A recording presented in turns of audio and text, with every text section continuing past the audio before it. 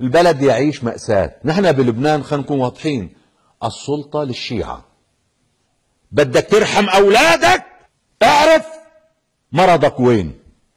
مرضك اللي فوتك بدهليز الحرب في كل مكان. حروب في وجه من هذه الحروب؟ لمصلحة من هذه الحروب؟ اليوم نحن عم نقاتل بتركيا، عم نقاتل بحلب بخدمة الروس والأمريكان. بعد في حدا عنده أدنى شك أن تحالف أمريكي روسي لقتل المسلمين وأطفالهم ونسائهم وهدم بيوتهم في سوريا؟ بعد في حدا عنده أدنى شك؟ نحن في خدمة من؟ في خدمة الأمريكي. نحن ندعي شيعة آل محمد؟ نحن في خدمة الروسي ضد كل طفل مسلم. نحن عملاء، نحن أدنى مستوى من العمالة. يا إخواني، للإنصاف أريد أن أخاطب كل من يسمعني. الأمة الإسلامية تتعرض لحرب لعدوان غربي شرس بدون مبرر. أنهم يحاربون الإرهاب والله أنهم يكذبون.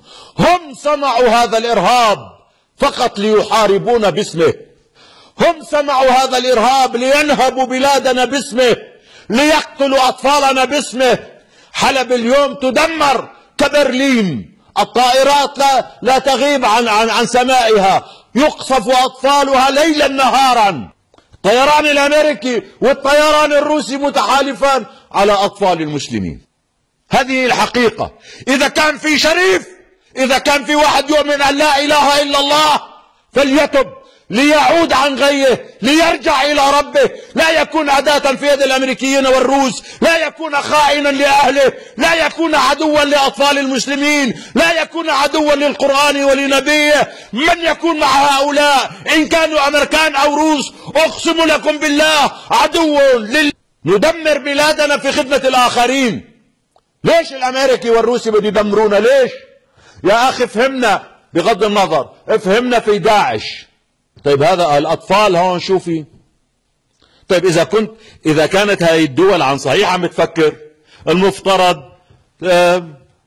تحل المشكلة. ما عم تقولوا ديمقراطية، طيب وقفوا العالم عن بعضها، قولوا ممنوع القتال واعطوه فرصة واعملوا انتخابات، واللي بيجي رئيس أهلا وسهلا، خلي الشعب يقرر. ليش ممنوع؟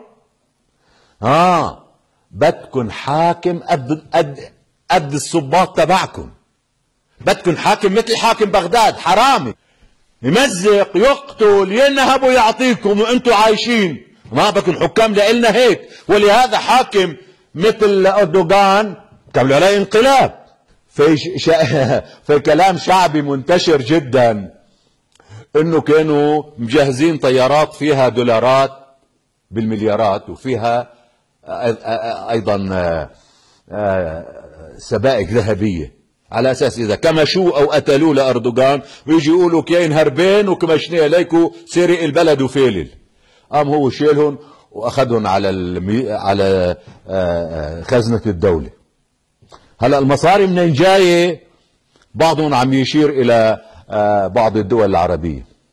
ما بدهم حكام اشراف.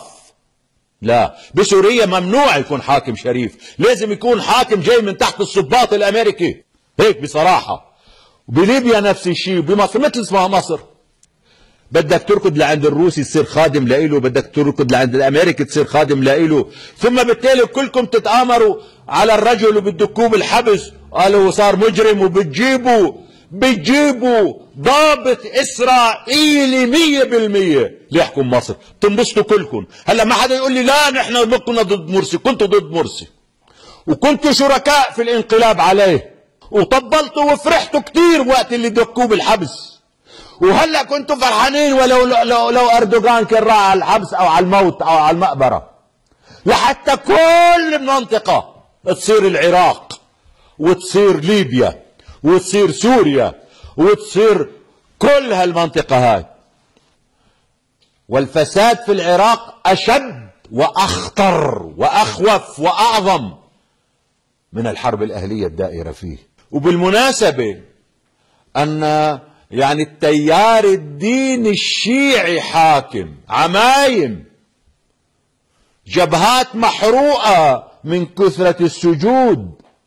هؤلاء الذين يتحدثون عن مظلومية أهل البيت، وأن الإمام الحسين خرج للدفاع عن جده خرج للوقوف في وجه الظلمة والمجرمين واللصوص، وأن علي بن أبي طالب كذا، وأن السجاد كذا. لا، بالتأكيد على نحو القطع واليقين لم يشهد لا تاريخ بني العباس ولا تاريخ بني أمية ولا تاريخ بني عثمان أسوأ وأحقر من هؤلاء الحكام. وإذا كان الإمام الحسين قال طاب الموت واستشهد دفاعا عن المسلمين في وجه حكم ظالم كحكم يزيد لا زال أقل منكم شرا وفسادا بكثير. عش الفساد الأمريكي، هكذا الأمريكيين يريدون.